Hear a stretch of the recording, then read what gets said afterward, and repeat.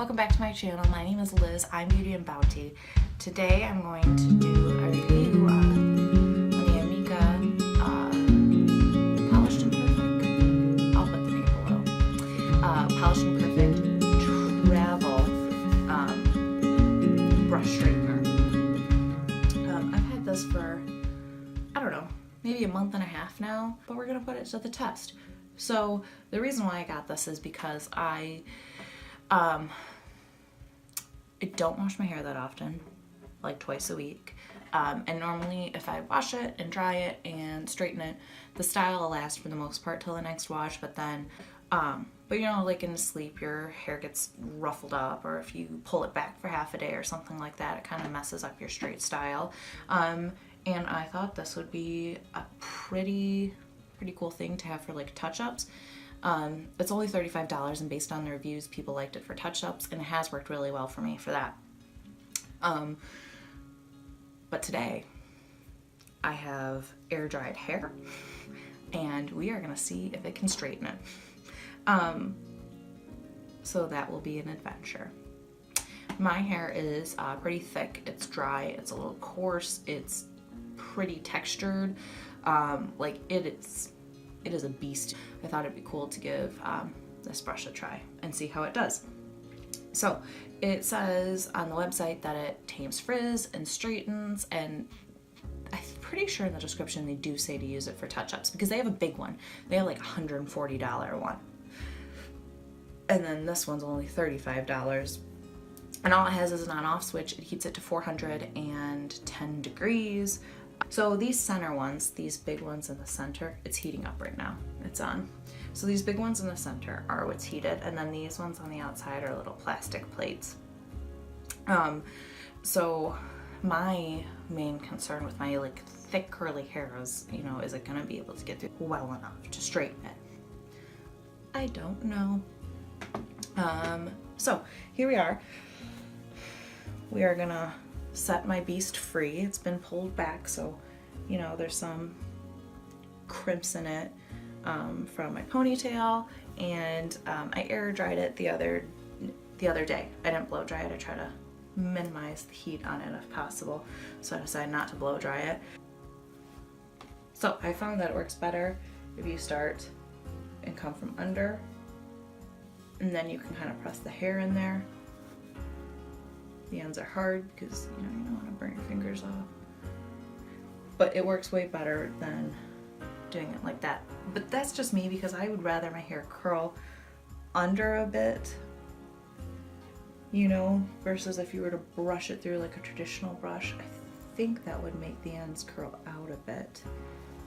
And you know, maybe if you had like really fine hair with just a little bit of a wave, that would work for you. But like I said, I have some strong-willed hair. This is actually not doing a bad job. Okay, so final thoughts. This is my hair completed. I add in a little bit more of the moisture cream, which I really like to use as like a finishing product to like smooth it out and sleek it. I think I'm on the borderlands for what this brush can handle. There's a lot of floof up here it couldn't really tame, which my straightener could, and I don't like that it can't get the ends. That those are just kind of like left up to fate in the bristles, whereas like my straightener would really be able to handle that. So I think if your hair is curlier than mine, thicker than mine, a little more obstinate than mine, this might not work for you. It won't work for you.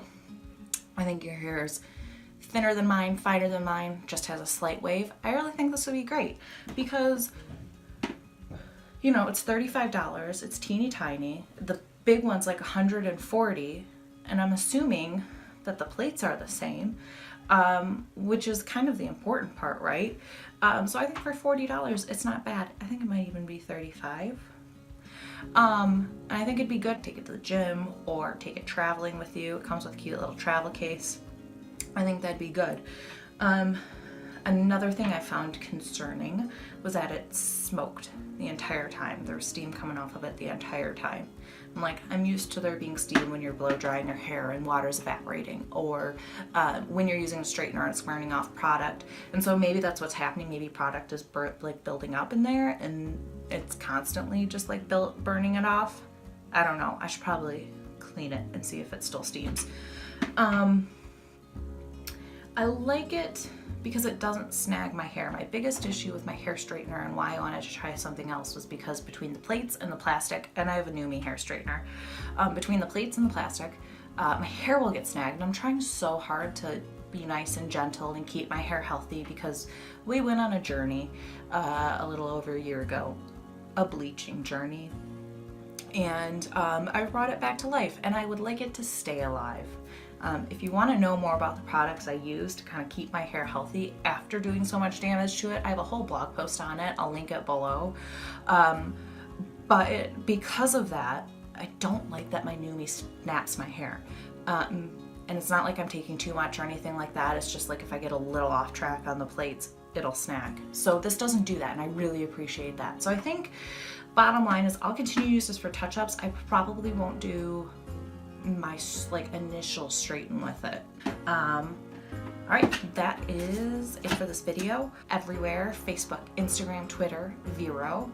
I also have a website. It's beauty.and.bounty.com. Go ahead and check that out. There's like more content there than is on Instagram or YouTube.